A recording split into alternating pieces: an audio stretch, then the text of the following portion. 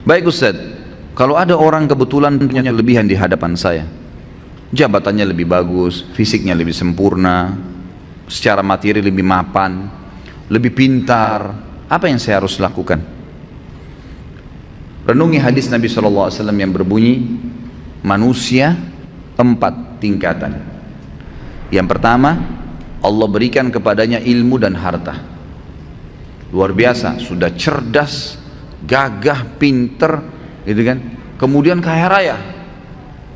Dan kata Nabi SAW, dia habiskan keduanya di jalan Allah. Ilmunya diajarkan, kemudian juga hartanya diinfakkan. Datang golongan yang kedua, yang Allah berikan kepadanya harta. Maaf, diberikan ilmu tanpa harta. Berilmu, faham ilmu agama, tapi keadaan ekonominya biasa. Dia lihat orang yang punya kelebihan nih, apa yang dia lakukan? Dia mengatakan, ya Allah, kalau engkau memberikan kepadaku seperti kau berikan kepada dia, aku akan lakukan seperti dia atau bahkan lebih.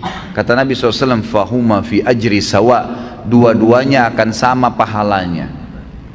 Karena memang yang kedua ini nggak punya harta, maka dia hubungkan itu dengan tekad yang kuat, niat yang baik kepada Allah SWT. Kalau dia dikasih, dia akan lakukan. Allah dengan kemahaadilannya berikan. Si yang pertama nggak dizalimi, dia dapat semuanya. Tapi yang kedua diberikan kelebihan oleh Allah SWT karena tekadnya yang baik.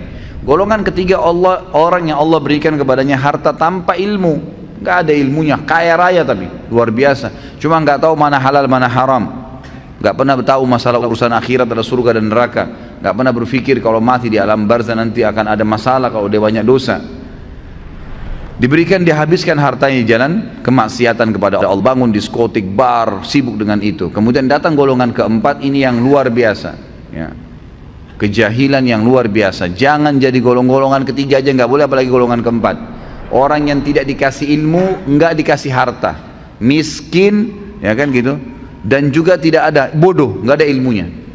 Yang dia jadikan tolak ukur bukan golongan pertama sama kedua, tapi golongan ketiga. Orang kaya raya yang bangun hotel sana sini banyak kemaksiatannya, diskotik dan seterusnya. Orang-orang yang banyak tiap hari bermaksiat kepada Allah SWT, lalu dia bilang, kalau saya punya harta seperti dia, saya akan buat yang sama. Maka kata Nabi SAW, fahuma fi wazri sawa, ini orang ini sama-sama dosanya.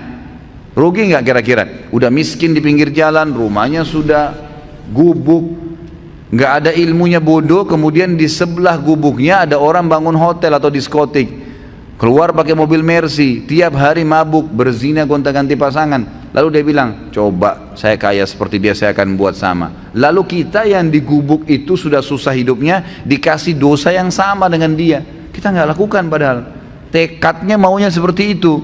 Maka ini kata Nabi SAW, fahuma fi wazri sawa, ini sama dosanya. Jadi selalu jadi tolok ukur orang yang berprestasi dan baik. Allah berikan kebaikan-kebaikan padanya, lalu dia habiskan di jalan Allah.